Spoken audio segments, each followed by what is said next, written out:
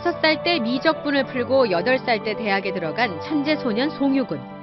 이미 12살 때부터 박사의 꿈을 키워봤습니다. 박사라는 게 이제 연구할 수 있다는 자격증 같은 거기 때문에 언제쯤인지는 잘 모르겠고 가능한 빨리 됐으면 좋겠어. 그리고 5년 뒤인 최근 박사학위 논문이 통과됐습니다. 내년 2월 국내 최연소 박사를 예약하며 꿈 실현을 목전에 뒀지만 돌연 무산 위기에 처했습니다. 송 군이 지난달 천체 물리학 저널에 발표한 블랙홀 관련 연구 논문이 표절이라며 미국 천문학회가 논문 철회 결정을 내렸기 때문입니다. 제2저자이자 지도교수인 박석재 한국천문연구원 연구위원회 2002년 논문과 거의 동일하다는 겁니다. 박사학위 논문은 통과됐지만 국제학술지에 논문 한 건 이상 게재라는 규정을 지키지 못한 셈이 돼버려 내년 2월 학위 취득은 어렵게 됐습니다. 박석재 연구위원은 자신의 불찰이라고 밝혔습니다. 13년 전 발표한 워크숍 발표문을 정식 논문으로 생각하지 않아 참고문헌 인용을 명시하지 않았다는 겁니다. 제가 시키는 대로 공부를 열심히 한 송유근 군에게 가장 미안합니다. 전화위복의 계기로 삼도록 하겠습니다. 박 의원은 송 군이 실망에 빠져 있지만 금세 이겨낼 것이라며 더 훌륭한 논문으로 꿈을 이룰 것이라고 강조했습니다. 채널A 뉴스 이현경입니다.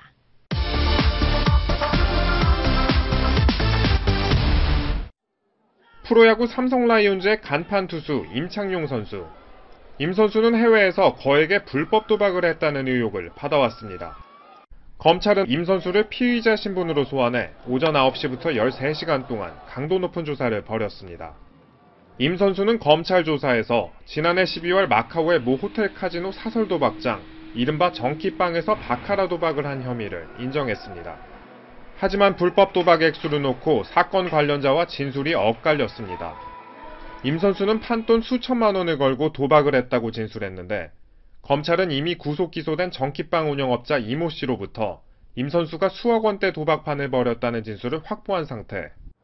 검찰은 임 선수를 불구속 기소할 방침인 것으로 알려졌습니다. 검찰은 또 다른 프로야구 선수도 마카오에서 원정 도박을 한 혐의를 확인, 수사 중입니다. 채널A 뉴스 이동재입니다.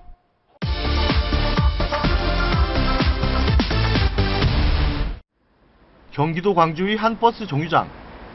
어제 아침 7시쯤 버스를 기다리던 48살 정모 씨는 시내 버스를 놓쳤습니다. 쓰레기를 버리려고 잠깐 자리를 비운 사이 버스 기사가 아무도 없는 줄 알고 그냥 지나간 겁니다. 화가 난 정 씨는 신호에 걸려 멈춘 버스를 뒤쫓아가 올라탔습니다. 그리고는 버스 기사 45살 여성 배모 씨와 말다툼을 벌였습니다. 버스에서 내린 정 씨. 그러나 출근도 하지 않고 집에서 혼자 막걸리 3병을 마셨습니다. 술 기운이 오른 정 씨는 흉기까지 챙겨 들고 다시 정류장으로 향했습니다. 술에 취한 정 씨는 바로 이 버스 정류장에서 버스가 다시 올 때까지 기다렸습니다. 노선을 한 바퀴 돈 버스가 다시 도착하자 무작정 올라탄 정 씨는 다시 언쟁을 벌이다 운전기사 배 씨의 얼굴과 복부를 흉기로 찔렀습니다. 배 씨는 바로 병원으로 옮겨졌고 다행히 생명에는 지장이 없는 상태입니다. 가정이 운행한다는 것을 자기가 알았던가 봐요. 그 사람하고 그 버스를 타고 회사를 한번 출전했습니다. 경찰은 정 씨에 대해 구속영장을 신청했습니다. 채널A 뉴스 김기정입니다.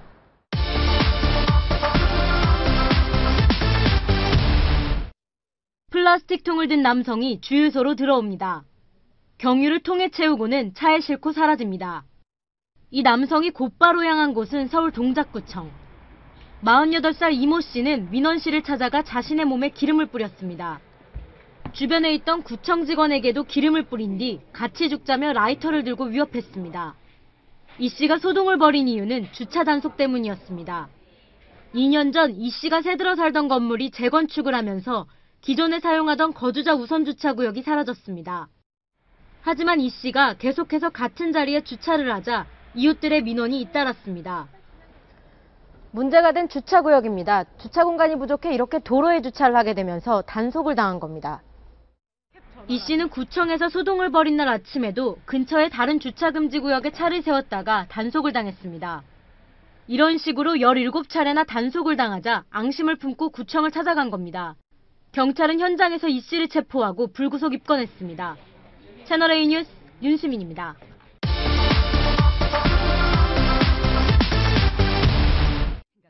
집권 4년간 공포 통치로 권력을 장악했다는 평가를 받고 있는 북한 김정은. 김정은이 부하 간부들에게 막말을 일삼고 아나무인격의 태도를 보이고 있다고 이수석 국가안보전략연구소 수석연구위원이 주장했습니다.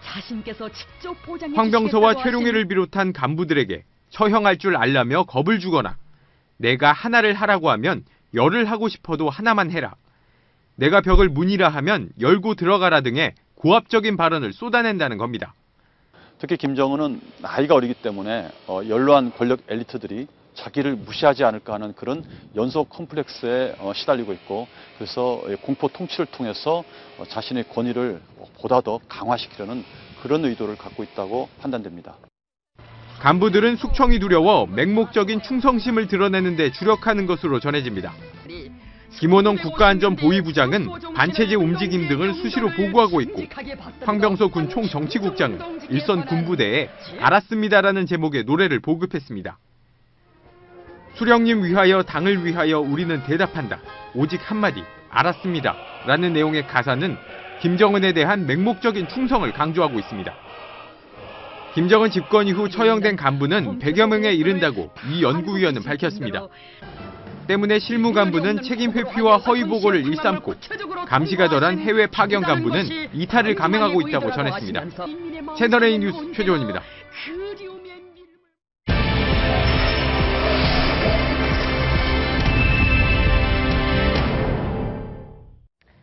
네, 아침경제 골든타임 오늘의 패널분들 소개해드리겠습니다. 박상헌 공감과 미디어 연구소 소장, 최영일 시사평론가, 정철진 경제 칼럼니스트, 김태현 변호사 네 분과 함께합니다. 어서 오세요. 안녕하세요. 네, 기부하면 세금을 공제해준다는 얘기는 들어봤습니다만 기부했다가 세금 폭탄을 맞게 됐다는 얘기는 처음입니다. 정철진 평론가, 어떤 일입니까? 일단 황필상 씨라고요. 네. 이제 2000년대 초반까지 수원 교차로라는 이제 법인 회사를 운영하던 대표였었습니다. 근데 2002년도에 이제 사업을 접고 관련해서 주식과 현금을 통해서 구원 장학재단이라는 장학재단을 설립하고 215억 원을 아주대에 이제 기부한다. 여기까지가 이야기가 끝나게 된 겁니다. 215억 원 주식이죠? 네, 주식 플러스 현금 일부가 포함이 되어 있는 겁니다. 그랬는데 이 사건을 놓고 수원국세청에서 이것은 일종의 증여에 해당한다면서 215억에 상당하는 증여세, 약 140억을 세금을 매기게 되면서부터 사건이 시작이 된 겁니다. 네. 상식적으로는 이해가 좀 안 가는 부분이 있어요. 네. 기부를 215억 원을 했는데 세금을 225억 원을 내라 하니까. 예, 약간 복잡하긴 한데요. 이게 이제 상속세법에 따르면은 이제 주식으로 기부를 하게 될 경우에 주식이 한 법인의 한 대표 이 주식회사의 5% 이상이 넘게 될 경우에는 이제 상속세법에서는 이런 것에 대한 걱정이 좀 있는 것 같습니다. 하나의 장학재단을 만든 다음에 그쪽에 주식을 파킹을 하고 그 다음에 경영권 상습을 한다든가 경영권 세습을 한다든가 일종의 세금을 안 내면서 이 회사를 넘기려는 이런 편법 수단이 있기 때문에 주식 같은 경우에는 5% 이상에 섞이게 되면 무조건 여기에 대해서 이제 증여세를 매기게 되는 거거든요. 그래서 황필상 씨는 분명히 장학재단도 만들고 선의의 의도가 있었지만 여기에 대해서는 이제 법원의 판결들이 1심, 2심 엇갈리게 되면서 자, 앞으로 그럼 이 제도에 대해서 우리는 어떻게 해야 되는가 여기까지 논란이 커지고 있는 거죠. 지금 1심과 2심은 완전히 다르게 나왔죠? 네. 그러니까 법 자체에 문제는 없어요. 법은 어쩔 수가 없는 부분들이 있거든요. 이걸 만약에 그냥 놔두게 되면 그 재벌들이 상속할 때 전부 다 재단 만들어가지고 거기다 주식 다 몰아주고 그 재단의 그 권한을 아들에게 주면 바로 증여세 한 푼도 안 내고 회사 넘어가는 거죠. 재벌의 편법 증여 때문에 만들어진 법이죠. 그렇기 때문에 이 상속세, 증여세를 이렇게 규정하고 있는 거는 맞는 건데 문제는 지금 황필상 씨처럼 정말 선한 의미에서 어떤 회사, 어떤 경영권과 상관없이 기부한 사람들 이런 사람들을 예외로 볼 것이냐의 그런 부분들이거든요. 그러니까 법원에서 이제 판단인데 1심과 2심 판결이 갈렸습니다. 제 기억에 1심은 이거는 뭐 경영권 세습 목적으로 볼 수 없다라고 해가지고 황필상에 손을 들어줬는데 고등법원은 아니었거든요. 지금 대법원 올라가서 지금 이게 4년째 대법원에 지금 걸려 있는 거예요. 그러니까 대법원에서 굉장히 고민인 거죠. 왜냐하면 아무리 사법부에서 이 사람이 좀 정말 억울하다 하더라도 딱 법으로 규정돼 있는 것 이상의 어떤 판결하기는 쉽지는 않거든요. 아마 네. 그래서 대법원에서 굉장히 고민하고 있는 부분이고 근본적인 해결은 입법적 해결이에요. 예를 들어 예외 조항을 좀 세분해서 넣는다든지 그렇게 상속세 증여세법을 조금은 개정할 필요가 있지 않을까. 그게 황필상씨처럼 약간은 억울한 기부자들의 어떤 피해를 막을 수 있는 길이라고 저는 제가 김태현 변호사한테 질문을 하고 싶은 게 예를 들어서 이제 평생 떡볶이를 팔던 할머니가 네. 전 재산 2억 원을 기부했다. 그럼 거기에 대한 증여세를 또 내야 됩니까? 재단, 그러니까 그건 아니고 이거는 재단을 만들어가지고 회사내 주식을 넘겼을 때 얘기인 거죠. 개인이 아니라 그러니까 재단? 예, 굳이 법을 바꿀 필요는 없다고 봅니다. 왜냐하면 네. 실제로 편법이 굉장히 많았거든요. 가령 A라는 회사가 있는데 A 장학재단, A 뭐 사회복지재단을 만든 다음에 주식을 글로 넘기는 겁니다. 하고 그 장학재단 이사회 의장을 뭐 아들을 시킨다든가 딸을 시켜버리면은 그렇죠. 이런 게 비일비재하기 때문에 법을 바꿀 필요는 없고요. 그거는 증여죠. 네, 대신에 보완 사항으로 좀 많이 나오는 게 이제 성실공익법인, 성실복지재단이라는 이제 지정 같은 게 좀 있거든요. 그러니까 뭐 5년 이상이라든가 10년 이상 성실장학재단으로 지정이 됐을 경우에 거기에 대해서는 뭐 증여세를 일부 면세해 준다든가 이런 추가 조항 혹은 뭐 이런 명령 같은 것들을 넣어서 이런 조항은 좀 바꿔야 되지 않을까. 그래야 뭐 황필상 씨 같은 이제 선의의 피해자가 없지 않을까 보여집니다. 그 당초 증여세는 140억 원이 부과가 됐는데 네. 지금 대법원에서 판결을 내리지 않고 계속 4년 동안 미루는 바람에 네. 가산세가 추가돼서 그래서 225억입니다. 연 20% 예. 이자율이 붙거든요. 예. 그래서 225억이고 더 지날 경우에 또 대법원 판결이 나와서 황필상 씨가 패소할 경우에는 그 기간까지 합쳐서 낼 돈이 오히려 뭐 거의 250억 원 이상, 300억에 네. 육박하게 되는 또 네. 그런 안타까운 일이 날 것 같습니다. 법은 문제가 없지만 법 적용의 경직성은 확실히 있는 것 같습니다. 황필상 씨의 입장은 어떨까요? 직접 목소리로 들어보시죠. 기부를 안 했더라면 나는 이런 욕도 보지 않을 것이고 여전히 부자로 남아 있었을 텐데. 예, 황필상 씨 말처럼 좀 억울한 경우는 분명한 것 같습니다. 예. 이래서 누가 기부를 할까 싶은데 반대로 고의적으로 세금을 탈루하는 사람들은 따로 있었습니다. 국세청이 고액 상습 체납자들을 추적했는데 기상천외한 방법으로 돈을 숨겼다면서요? 예. 영상 보시면 좀 설명 좀 해주시겠어요? 아궁이가 나왔어요? 네, 저기 아궁이 지금 대구의 한 전원주택을 이제 국세청에서 급습을 한 건데요. 네. 저기입니다. 거기에 이제 전원주택이니까 아궁이가 있지 않겠습니까? 네. 이제 거기에서 급습을 해서 뚜껑을 열었더니 가방이 나왔고 가방을 열었더니 무려 거의 6억 상당의 이 캐시가 있었는데 5만 원권 또 미 달러, 만 원권 이런 것들이 저 랩에 쌓여 있어가지고 보관이 돼 있더라. 저분이 아마 양도소득세 9억을 탈루한 사람이거든요. 네. 근데 6억은 일단은 확보가 됐습니다. 그렇죠. 전화 급습을 통해서요. 그리고 이제 두 번째가 아마 중소기업 대표 이모 씨 집을 또 급습하게 된 건데요. 이 네. 사람 같은 경우에는 뭐 이런저런 세금 합쳐서 100억이 넘는. 아우, 이건 와인셀러입니까? 예. 근데 그 지하에 가봤더니 이제 저 고급 와인들이 있어서 저 1200병, 1000병이 넘는다는데 네. 다 이제 그 딱지를 붙였었고 뭐 루이 13세 이런 양주도 있었는데 양주. 그게 지금 못 팔아도 중고로 팔아도 300만 원 이상씩 받거든요. 네. 그러니까 그거 한 10병 압수하면은 한 3천만 원에서 5천만 원 또 확보가 되고 그런 식으로 어제도 뭐 했었고요. 뭐 골프채 이런 것도 이제 압수를 하면서 이제 저런 식으로 해도 좀 세금을 받. 저기 와인셀러에 있는 1200병 정도면 저 가치가 어마어마할 겁니다. 그렇죠. 왜냐하면 저것도 억 단위는. 그 와인 경매를 하기 때문에 네. 경매 네. 가격이 우리가 상상하는 이상이잖아요. 하고 저기 있는 와인은 셀러에 보관된 거 아닙니까? 그렇기 때문에 품질도 보장이 되기 때문에. 아 근데 정말 이해가 안 되는 게 왜 세금을 안 내는 거죠? 저렇게 돈이 저렇게 있음에도 불구하고. 그게 이해가 안 되는 대목이에요. 네. 부자였던 적이 없는 저 같은 사람은 이 심리를 추정하기가 참 어려운데. 근데 문제는 뭐냐면 저런 와인을 1200병을 모을 정도의 여유가 있는데 제가 보기에는요. 평생 다 먹을 수 있을까요? 저건 어찌 보면 자신의 그 소유욕을 좀 충족시키기 위한 우리가 명품 쇼핑을 하듯이 자신의 뭔가 욕망을 좀 채우기 위한 하나의 기재로 활용되는 것 같은데 지금 와인 말고도 또 뭐가 있냐면요. 고미술품상의 경우에는 엄청난 세금을 안 냈는데 미술품이 엄청나게 나왔잖아요. 네. 그게 하나에만 해도 이제 수억씩 가는 미술품들을 수백 점을 지하 창고에 모아놓고 있으면서 근데 그것을 혼자만 누리고 즐기면 행복할까요? 저는 상상이 안 되는데 왜 그 이상의 재산이 있음에도 불구하고 그 얼마 안 되는 전체 재산 대비 얼마 안 되는 세금을 안 낼까?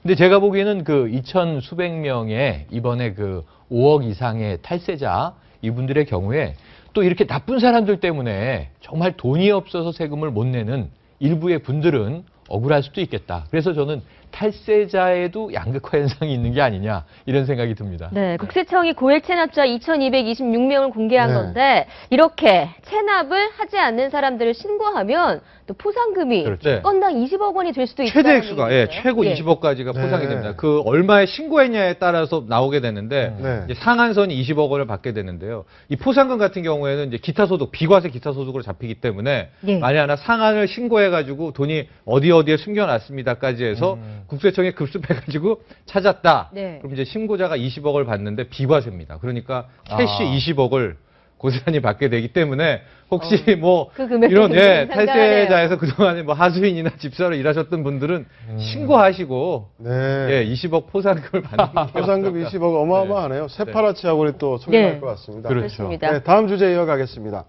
저축인지 보험인지 헷갈리지만 수익률 높다는 말에 가입하게 되는 게 바로 저축보험인데요. 정체가 불분명한 만큼 불안전 판매도 성행하고 있다고 합니다. 숨어있는 경제 이것만해서 주의할 점 알려드립니다.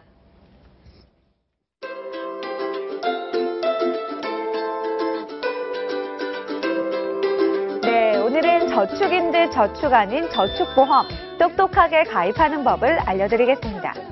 보험을 저축 상품으로 둔갑해 판매하는 불안전 판매가 성행하고 있습니다. 예를 들어 이자를 복리로 계산하기 때문에 예금이나 적금보다 수익률이 높다.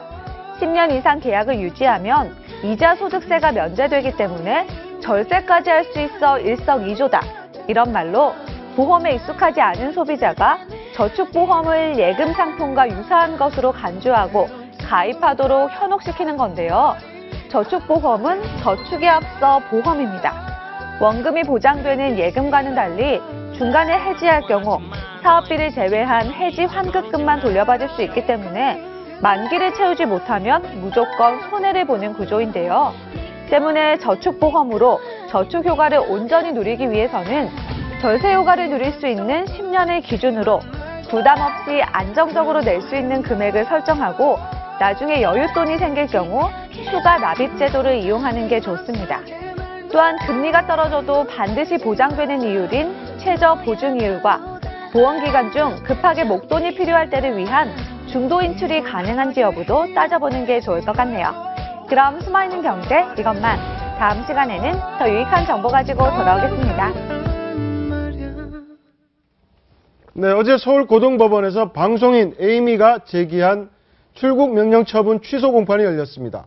법원은 다시 에이미의 항소를 기각했습니다. 법원의 판단에 에이미는 대법원엔 가지 않겠다라면서 눈물을 쏟았다고 하는데요. 강제 출국을 앞둔 에이미의 목소리 들어보시죠.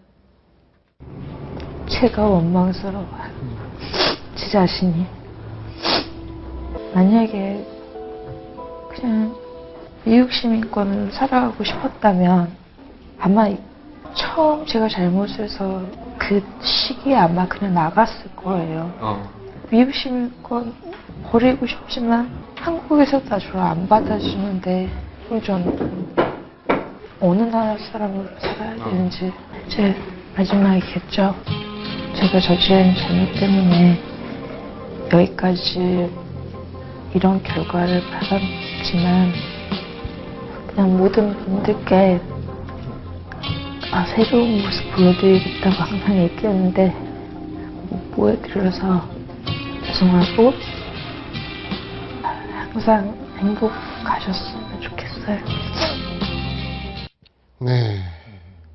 어느 나라 사람으로 살아야 되느냐? 네. 정말 국제 참- 미아가 되는 게 아니냐 그렇죠. 나는 뭐 이 부분에 대한 이야기를 했는데요. 지금 개인적인 심경을 들어보면 개인적으로 정말 안타깝겠다. 네. 왜냐하면 뭐 본인이 선택한 게 아니라 미국 시민권자로 태어난 거예요. 부모님의 상황에서. 네. 근데 한국에 와서 이게 우리나라가 더 좋구나 하고 살고자 하는 의욕은 있어 보이는데 예. 문제는 이게 그냥 강제 출국이 되는 게 아니라 죄가 있기 때문에 처벌을 받은 겁니다. 네. 그게 뭐냐면 프로포폴 사건이 있었고요. 2012년 네. 프로포폴 투약으로 맞습니다. 그때도 이름이 받았죠. 올랐고 그 이후에도 네. 졸피뎀을 상습 복용하는 게 아니냐. 이게 수면 유도제고요. 네. 처방을 받아야 되는 건데 물론 나는 불면증이 있어서 처방받고 먹은 것이다 했는데 그것이 이제 이 향정신성 의약품으로 악용된 게 남용된 게 아니냐 하는 문제로 여기 사건이 된 건데 그 와중에 또 담당 검사와 모종의 이제 관계가 드러나면서 아주 그렇죠. 세간이 시끄러웠어요.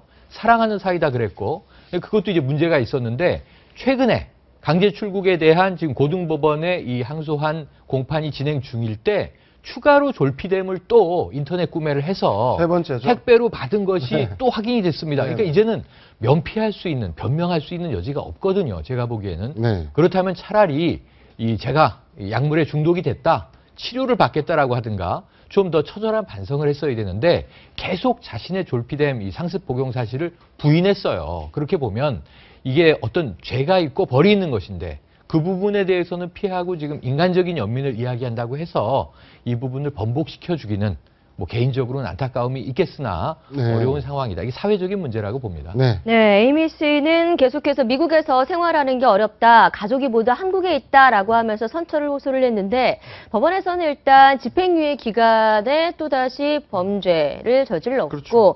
그래서 좀 판단을 그렇게 네. 내린 것 같습니다. 더군다나 이제 처음에 걸렸을 때도 준법석서까지 썼거든요. 예. 다시는 안 하겠다. 만약에 하면 출국 명령도 내가 아무런 이의 제기하지 않겠다. 뭐 그런 것까지 사인도 했던 상황인데 법원 입장에서 그렇습니다. 에이미가 미국 국적자예요. 대학을 미국에서 나왔습니다. 그리고 집안에 알려진 재산도 있는 것 같아요. 예. 그런데 미국에서 내가 도저히 못 살겠습니다라고 법원이 받아들여 주겠어요? 안 받아들여 주죠. 네. 그러니까 예를 들어서 정말 나는 미국에서 태어나서 미국 국적만 있을 뿐이고요. 저는 정말 두 발로 걷게 된 다음부터 미국에 가본 적도 없어요. 저는 정말 미국에 아무 연고도 없고 돈도 없어요. 못 삽니다.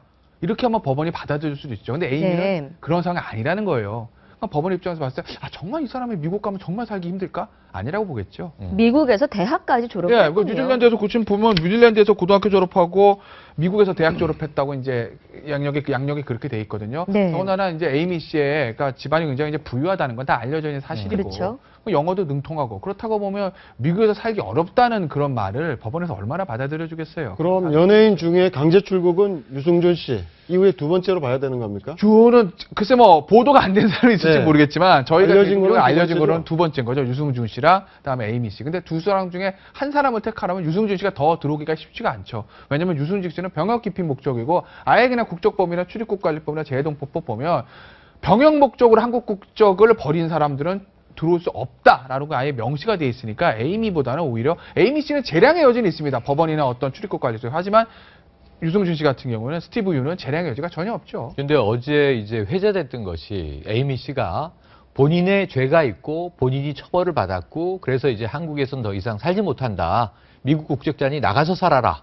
당신의 나라로 돌아가라. 이렇게 네. 됐던 건데 그것을 언급하는 과정에서 지금 우리가 내보낸 이야기는 절절한 자기 이야기고 마지막엔 행복하세요라는 이야기로 끝맺습니다만 자신은 유승준의 경우와 다르다라고 해서 네. 어찌 보면 강제 출국은 당한 두 명의 연예인 중에 하필 또 유승준 씨의 이름을 거론하면서 끌어들인 모양새가 됐어요. 네. 그래서 그제 계속 이 유승준과 에이미의 사례를 놓고 누가 더 억울하냐 뭐 이런 이제 누리꾼들의 이야기가 갑론을박되고 있는데 네. 예, 그것은 자신의 좀 죄를 당당히 받아들이는 그런 모습이 아니라고 봅니다. 네, 에이미 씨 같은 경우에 미국 국적 포기 의사를 밝혔었는데 한국 국적을 취직하고 싶어도 되지가 않더라라고 얘기를 하고 있어요. 맞습니까? 글쎄, 근데 이게 이제 병역의 문제가 걸려 있는 것도 아니기 때문에 한국 국적을 취득하려고 했으면 크게 어려움이 없었을 건데 글쎄, 에이미 씨가 무슨 사정에서 그렇게 말씀하셨는지는 아직은 좀 더 확인을 해봐야 되겠으나 네. 제가 아는 범위 내에서는 군대의 문제가 어떤 병역의 문제가 걸려 있지 않으면 미국 국적을 포기하고 한국 국적을 취득하는 건 그렇게 어렵진 않아요. 그러니까 에이미 씨 같은 경우에는 아마 한 5년에서 10년 정도 이제 아마 강제 추방을 당하지 않습니까? 그 정도의 시간이 지나고 난 다음에 이제 뭐 거기에서 이제 품행에 대한 문제, 특히 이제 마약에 대해서 좀 자유로웠다는 것들 이렇게 증명하고 다시 소송을 통하게 된다면은 입국도 가능할 수가 있는데 현재로서는 이제 품행이 단정하지 못했다는 그런 조항에 따라서 아직까지는 좀 힘든 부분이. 그러니까 아마 그런 부분일 거예요. 그러니까 원칙적으로 어려운 건 아닌데 본인이 신청했을 때 당시가 처음에 이제 에이미가 속된 말로 떴지 않았습니까? 네. 떠서 막 돈을 잘 벌고 그때 만약에 국적회복을 신청했으면 무리업 처가가 났을 거예요. 그런데 졸피뎀으로 구속되고 집행유예 받고 나와서 이제 최근에 한국 국적 회복하고 싶습니다라고 하니 국적법 보시면 위해를 끼친 자나 국가에 위해를 끼친 자나 품행에 단정하지 못한 자는 불허할 수 있다 그렇게 돼 있거든요. 아마 그 조항에 걸려가지고 에이미 씨가 회복을 못한 것 같습니다. 그러니까 네. 예전에 했어야죠. 네. 상황이 좋을 때. 알겠습니다. 다음 주제 이어가도록 하겠습니다. 헌정사상 최다선인 구선 의원이 오늘 마지막 등원을 합니다. 예. 고 김영삼 전 대통령의 얘기인데요. 오늘 오후 2시부터 국회의사당에서 연결식이 시작되죠? 네. 어떻게 진행되는 겁니까? 뭐 제가 잠깐 말씀드리면 일반인의 조문은 1시까지로 일단이 됐고요. 네. 그다음에 아마 이제 병원에서 1시 20분부터 발인이 시작이 돼서 가족과 함께 예배를 통하게 되고 이제 2시에 이제 운구 차량과 함께 국회의사당 뒤뜰로 오게 됩니다. 그래서 그때부터 약 1시간 20분간 이제 연결식이 진행이 되는데 이제 사회를 그동안에 좀 인연도 있었던 김동건 전 아나운서가 이제 사회를 보게 된다. 이렇게 돼서 약 1시간 20분 동안 이제 진행이 된 다음에요.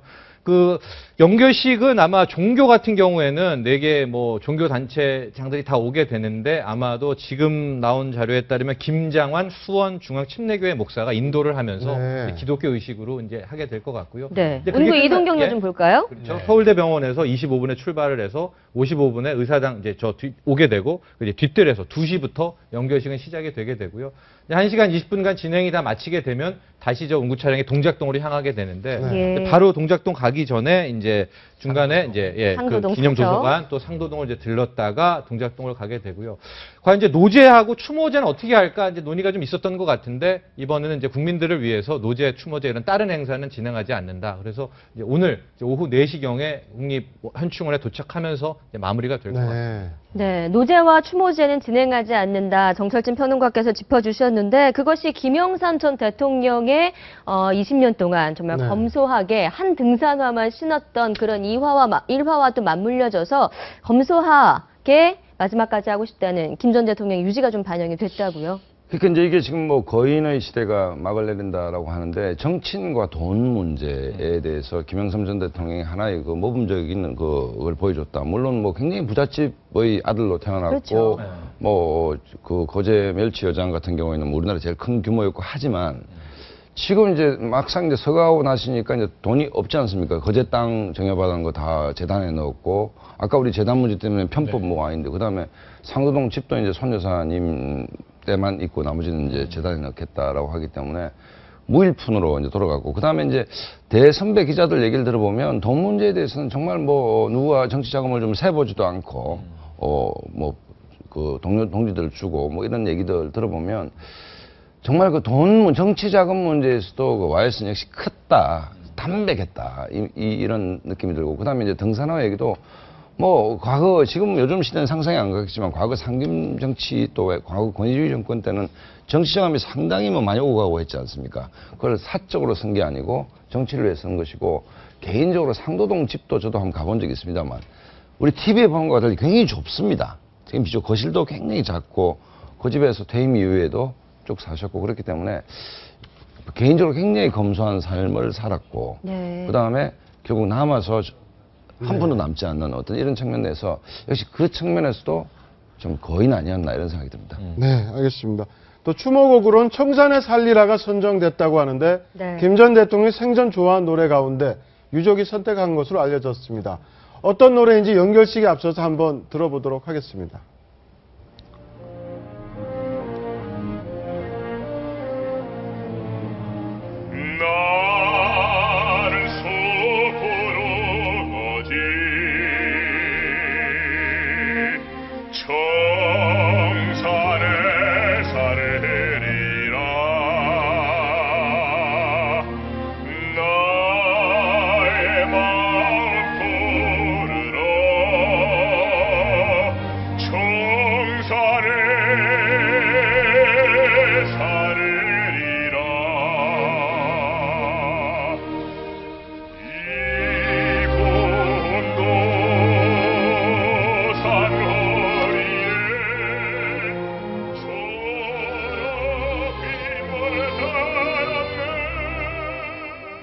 네, 지금 이제 영상은 연결식 준비하는 영상이 나오고 있죠. 이 곡은 어떤 곡입니까?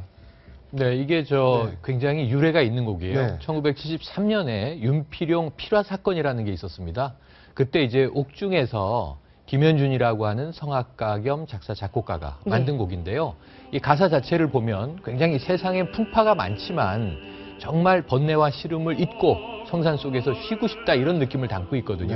그러니까 이게 70년대, 80년대 민주화 운동을 관통해온 YS 입장에서는 이 노래 한 곡이 정말 이 정치권 내에서 투쟁의 나날을 보낼 때 어찌 보면 자신의 마음을 담은 그런 모습이라 오늘 연결식에 정말 딱 어울리는 곡인 것 같습니다. 2010년 83세 생일 때 이 네. 노래를 부르게 됐다는 거죠. 네, 고인의 네. 마지막 길에 또 함께하는 네. 노래가 될 것 같습니다. 자, 아까 그 연결식 뒤에 현충원으로 향하는 그 여러 가지를 저희가 정리를 좀 해드렸는데 안장식 오후 4시에 시작이 됩니다. 그런데 어제 아마 기사들을 보셨을 텐데 그 안장들 묘역에서 커다란 알 모양의 돌덩이가 또 굉장히 많이 발견이 돼서 화제가 좀 됐어요.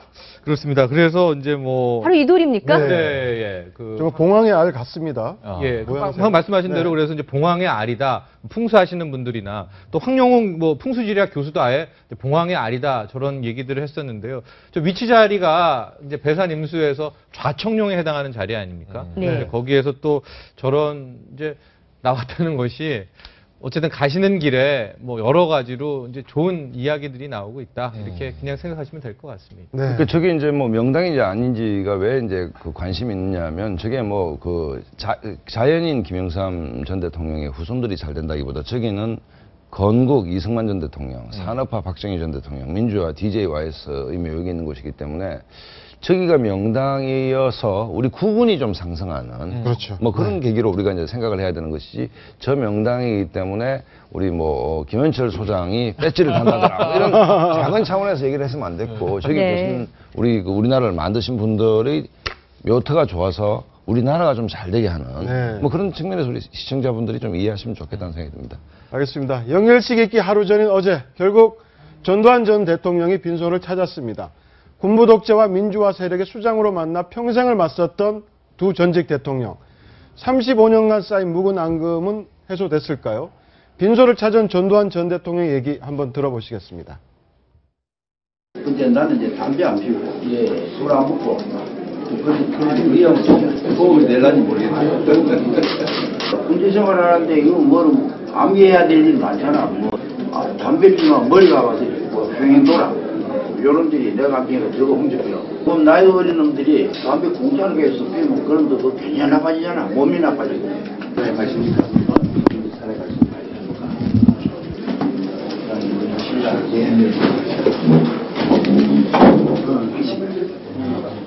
네. 네, 김현철 씨가 요즘도 산에 가십니까? 아니 못 가 하고 그냥 일어나 버렸어요. 실례하겠습니다 하고 벌떡 일어나는 모습이었는데 네, 빈소에 가서 계속 건강 얘기를 자신의 건강 그러니까 얘기를 그냥 지금 이 이야기와 모습만 보면 우리 동네의 일상 할아버지가 자신의 얘기를 하는 거죠. 건강 얘기를. 그런데 저기서 담배도 안 피고 술도 안 한다 이런 얘기를 했는데 저희가 어디냐면 YS 조문을 가서 빈소잖아요. 그럼 2010년에 일화가 전 떠오르는 게 두 분 다 청와대에 초청돼서 만찬에 갔는데 이 전두환 전 대통령이 자 와인 한 잔 더 주쇼 이렇게 와인을 청했는데 YS가 처음에 대통령도 아닌데 여기 왜 불렀느냐 이렇게 역정을 냈거든요. 그리고 나서 와인을 추가하는 전 대통령 들리라고 청와대에 술 먹으러 왔나 이런 얘기를 했다는 거예요.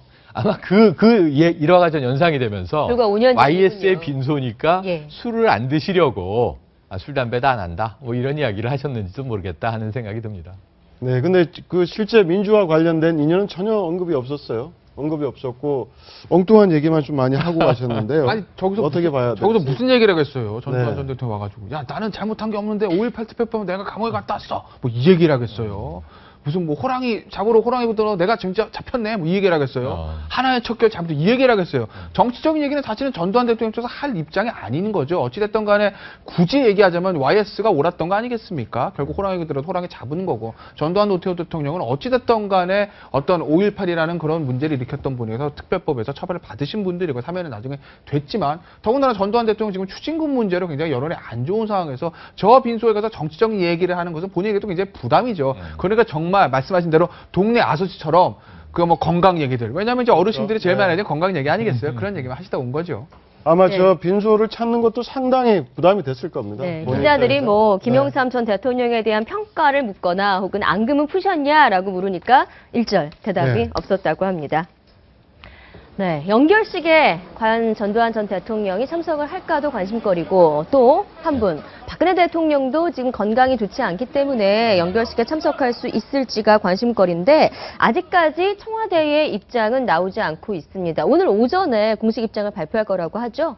네, 아직 공식 입장은 나오고 있지 않아요. 지금 오후 2시인데 얼마 남지가 않았는데도 여전히 오리무중인 상태입니다. 그만큼 지금 병사가 좀 심각한 것 같아요. 그러니까 원칙적으로 말씀하시면 대통령이 가실 겁니다. 가신 게 맞고 원칙적으로 말하면 가실 건데 문제는 이제 건강 상태가 얼마 전에 국무회의에서 나오셔가지고 국회에 대한 강한 질타를 하실 때도 보면 몸이 굉장히 안 좋다는 거는 누가 봐도 느낄 수 있거든요. 그러니까 굉장히 국가원수의 건강이라는 게 사실은 일반인이랑 틀리기 때문에 몸이 좀 안 좋은 상태에서 지금 오늘 날씨도 추운데 야외 활동을 하는 것이 맞느냐라는 어떤 주치의나 경호실 쪽의 의견이 전달이 되기 때문에 아마 대통령과 청와대도 조금은 고심하시는 것 같고 아직까지 어떤 결론이 나올지는 지켜봐야 될 것 같습니다. 네.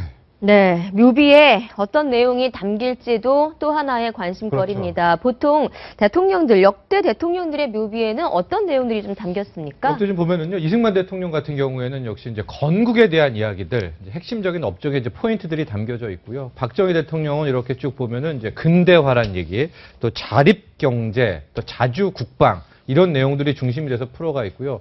김대중 대통령에는 이제 특별히 이제 남북 정상회담, 햇볕 정책, 남과 북의 화해 협력, 아마 또 노벨 평화상 관련도 있기 때문에 저런 게 담겨 있는데 네. 조심스럽게 김영삼 대통령의 이제 묘비 내용도 좀 보면은 역시 이제 자유민주주의, 또 의회 민주주의자, 어떤 그런 민주에 대한 열망들이 아마 담겨진 내용들이 될 것 같아요. 전민 정부를 세운 것도 저는 저기 쭉 저렇게 서술적으로 하는 것보다 Y 스타일이 가장 맞는 그냥 대도무문 딱 네 글자 하나 적어 놓으면 네. 가장 Y 스타일이 되지 않겠냐. 본인이 또 가장 원하는 걸 쓰겠네요. 뭐 하나회 청산하고 금융실명해주기 이런 구구절절보다 가장 Y 스타일한 것은 대도무문이었다. 내 삶은 그렇게 살아왔다. 그러면은 저는 그거보다는 이 달개목을 비틀어도 새벽은 온다. 이것이 가장 최고의 명언이 아닐까 싶어요. 어떤 비문이 나올지 참. 워낙 어록이 또 많아서요. 일단 오후에 보면 알 수 있을 것 같습니다. 네, 다시 한번 삼가 고 김영삼 전 대통령님의 명복을 빌도록 하겠습니다. 정철진 평론가와는 여기서 인사를 드릴게요. 고맙습니다. 네.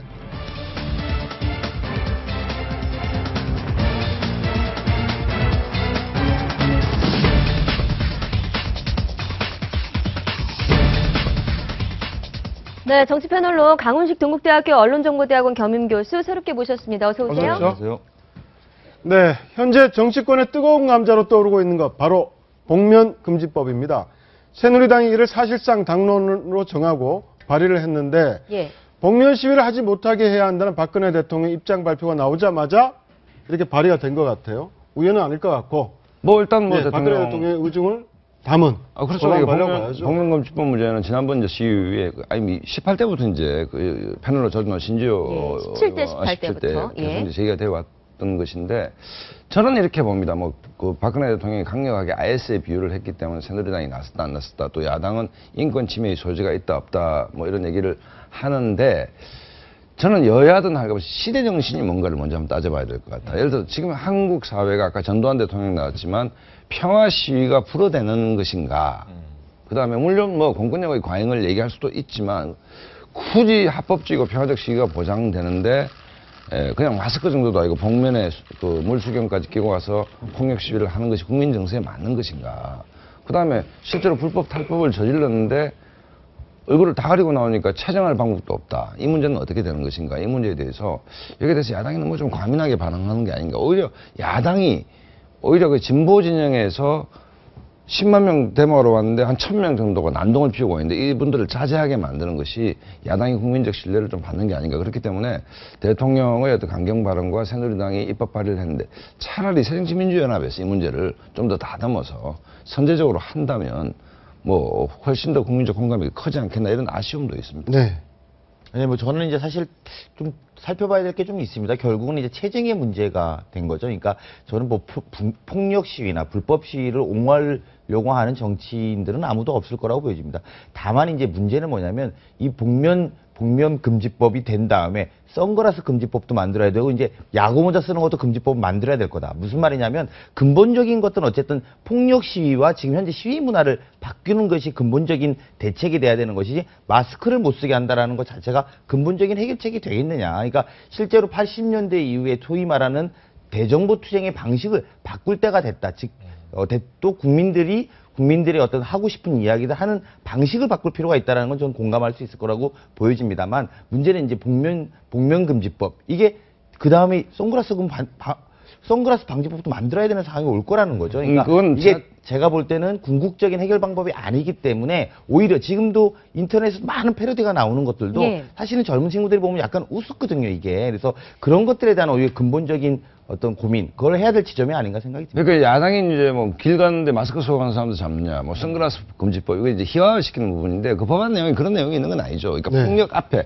폭력 시위를 일반 시위대 평화 시위를 하는데 마스크를 쓰고 선글라스 쓰고 있다고 그걸 불법으로 하는 게 아니고 폭력 시위를 하는 그 주체에 대한 복면을 이제 그 처벌하도록 하겠다는 조항이기 때문에 지나치게 이 법안을 희화화시키는 것도 문제가 있고 어쨌든 본질적으로 이 폭력 시위 부분 그러니까 그 경찰차 차벽이라는 것도 저게 폴리스 라인 아닙니까? 그렇기 때문에 법안의 취지 자체는 일반 시민들이 평화 시위를 하는데 마스크를 썼다 해서 그거를 문제를 삼는 게 아니고 폭력 시위 집단에 대해서 그 복면을 하고 있는 부분을 처벌하겠다는 것이기 때문에 그러면 폭력 시위를 하지 않으면 문제가 되는 게 아니지 않습니까? 그렇죠. 박 소장님도 이제 젊었을 때 뭐 이렇게 시위 좀 많이 해보셨겠습니다만 사실 처음부터 폭력 시위를 가지고 나오는 분들은 없죠. 그러니까 평화적 시위를 하다가 폭력으로 변질되는 경우가 있지 않습니까? 그러니까 그렇기 때문에 법의 실효성이나 실제로 집행의 가능성 이런 것들이 이제 인터넷에 희화화되는 거라고 저는 보여지고요. 말씀하신 것처럼 폭력 시위 또는 불법 시위에 대해서는 누가 동의할 사람은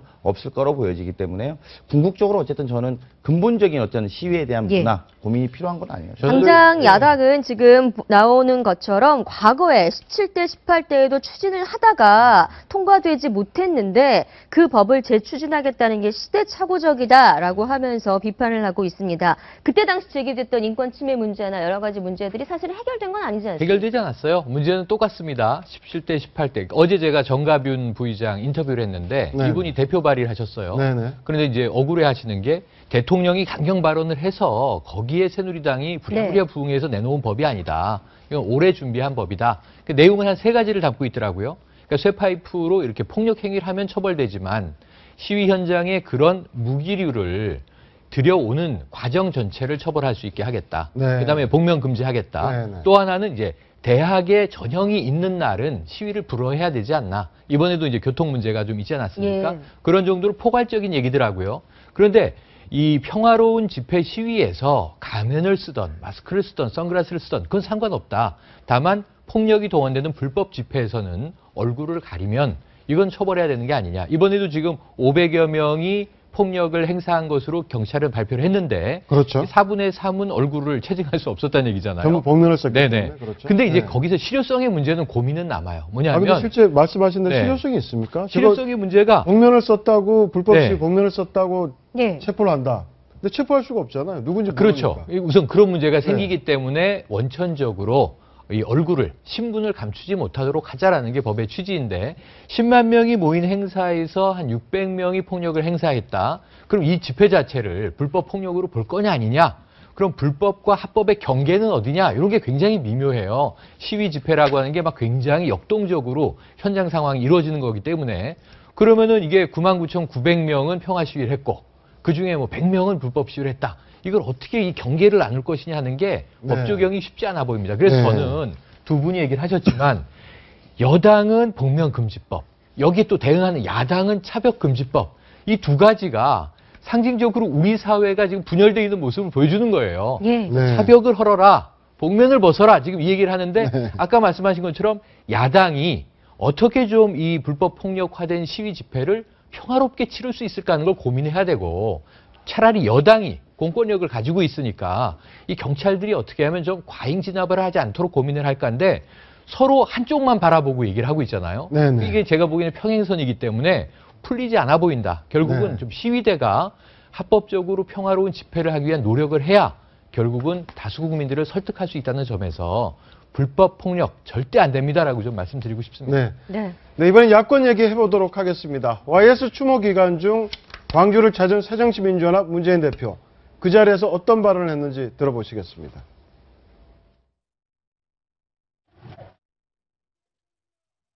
단합하고 또 혁신해서 총선 승리하고 정권 교체를 꼭 해내라는 것이 국민들의 간절한 바람이고 또 호남의 뜻도 그게 있다고 생각합니다. 네, 광주를 찾은 게 불과 일주일 네. 만입니다. YS 추모 기간 중에 광주를 간 것 어떻게 보십니까? 네, 뭐 광주 저기 아시아 전당 개관이 있어서 사실 이제 뭐 그 호남에선 굉장히 중요한 행사이기 때문에 아마 이제 갔을 거라고 보여지고요.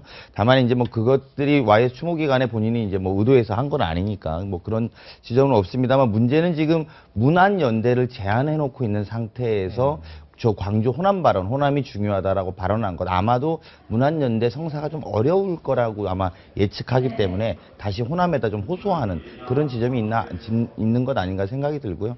야당 내에서는 지금 소위 이제 주류 또 비주류 이렇게 나눠서 한쪽은 문안연대를 해라라고 이제 서명 그 연판장이 소위 돌고 있고 또 한쪽은 하지 말자라고 해서 연판장이 돌고 있다고 합니다. 그래서 사실은 아직 YS의 어떤 화합의 메시지 돌아가시면서 그걸 남긴 거에 비해서 야당 내부는 아직 화합을 못하고 있는 것 아닌가. 그래서 문재인 대표 다시 호남에게 호소하는 그런 전략을 구사하고 있는 건 아닌가 싶습니다. 네, 문재인 대표 호남에서 호남과 새정치민주연합은 운명 공동체다. 네. 죽어도 같이 살고 살아도 같이 살아야 한다라고 역설을 했는데 강우식 평론가께서 강우식 교수께서 말씀하셨듯이 어떤 문안박 연대에 있어서의 좀 불안정한 기류를 감지했음이 아닌가라고 얘기를 하지 않았습니까? 네네. 안철수 의원 29일에 입장을 정확하게 발표할 것으로 알려졌는데 일각에선 저렇게 얘기했다는 게 들리더라고요. 네, 그러니까 실제로 이제 근본적인 문제 제기를 한 거죠. 그러니까 같이 손을 잡을 수는 있는데 그렇다고 해서 승리하는 정당으로 바뀔 수 있느냐. 사실 새정치민주연합에 대한 어떤 비판적인 시각을 좀 보면 지금 국민 감동이 없다라는 것들은 국민 모두가 오히려 이야기하고 있거든요. 그러니까 감동이 없다. 야당이 좀 감동으로서 좀 해야 되는데 감동이 없다는 거고요. 안철수 의원 입장에선 29일을 이야기하는 건 지금 국가장 기간이기 때문에 지금 이 기간에 뭐 본인이 입장을 내는 것보다 좀 더 의견을 수렴하고 입장을 내겠다는 뜻으로 읽힙니다. 그리고 야당 내부에서도 이제 그런 논의죠. 결과적으로 문 안에 연대가 살릴 수 있느냐. 회의적인 시각이 좀 있거든요. 그래서 그런 부분들이 아마 안철수 의원이 반영한 것 아닌가 싶습니다. 과연 29일 날 어떤 입장을 내놓을 것으로 예상을 하세요? 안철수 의원이 뭐 어떤 입장을 내든 그간에 해온 얘기, 그러니까 총선 승리를 위해서 당을 근본적으로 바꿔야 된다. 그러면 문안연대가 총선을 이길 수 있는 그 핵심이냐, 그러니까 정치공학적 대안인지 진정성 있는 대안인지에 대해서 문안연대를 한다 하더라도 거기서 명확하게 안철수 의원이 설명을 하지 못한다면 뭐 명분을 부리고 실리를 쫓아갔다는 비판을 받게 되겠죠. 그렇기 때문에 저도 약간 성사가 좀 이렇게 부정적으로 보는데 뭐 어떻게 될지 안철수 의원의 설명 29일 날 들어봐야 될 것 같습니다. 네. 이게 이런 것 같아요. 거절을 할 것으로 예측이 돼요. 네. 그런데 이제 강경한 거절이냐 아니면은 좀 이렇게 유화로운 온건한 거절이냐. 이 거절의 태도에 좀 주목이 될 것 같고요. 두 번째는 뭐냐면 거절일 것이다라고 예측하는 분들이 다수일 것으로 본다면 그러면 안철수 의원이 해야 되는 일이 있는데 거절이다, 뭐 수락이다 이 문제보다도 대안을 제시해야 돼요. 자, 손을 잡겠습니다. 잡아봅시다. 했는데 어렵다고 얘기했잖아요. 그렇다면 거절이든 수락이든 대안은 이것이다라는 제시가 없다면 안 의원도 좀 어려움에 봉착하지 않을까 싶어요. 네. 알겠습니다. 정치권 얘기까지 짚어봤습니다. 네 분 말씀 고맙습니다. 고맙습니다. 네, 건설 폐자원으로 만든 순환골재는 주로 공사 현장 재료로 재활용되고 있는데요. 100% 순환 골재로만 지은 친환경 건축물 1호가 탄생했다고 합니다. 이일주 기자입니다. 어제 준공된 내장산 국립공원의 금선교 화장실입니다. 외관상으로는 여느 공중 화장실과 다를 바 없습니다. 하지만 건축물의 뼈대가 천연골재가 아닌 100% 순환골재로만 시공됐습니다. 순환골재는 폐 콘크리트 등의 건설 폐자원을 활용해 만든 것으로 지금까지는 선입견 때문에 공사 현장의 성토나 복토재 등으로만 한정적으로 쓰였습니다. 순환골재를 재활용한 콘크리트의 강도는 기준치 이상으로 안전에 전혀 문제가 없으면서도 친환경적입니다. 순환골재를 활용해서 이렇게 아름다운 화장실이나 건축물을 짓게 되면 천연골재 채취로 인한 국토 훼손도 막을 수 있고요. 화장실의 내외장재도 모두 친환경 제품으로 설치됐습니다. 관광객이 없는 비수기에는 화장실의 절반만 사용하도록 차단벽을 설치해 에너지 낭비도 줄였습니다. 또한 장애인과 같은 이동약자를 위한 각종 시설과 장비를 설치해 공중화장실 최초로 장애물 없는 생활환경, 즉 BF 인증도 받았습니다. 환경부는 순환골재 사용을 장려하기 위해 세종시 공원관리사무소 등 5개 건축물도 시범적으로 순환골재로만 짓고 있는데 향후 안정성 실증 자료로 활용할 방침입니다. 채널A 뉴스 이일주입니다. 네, 아침 경제 골든타임 마치겠습니다. 고맙습니다.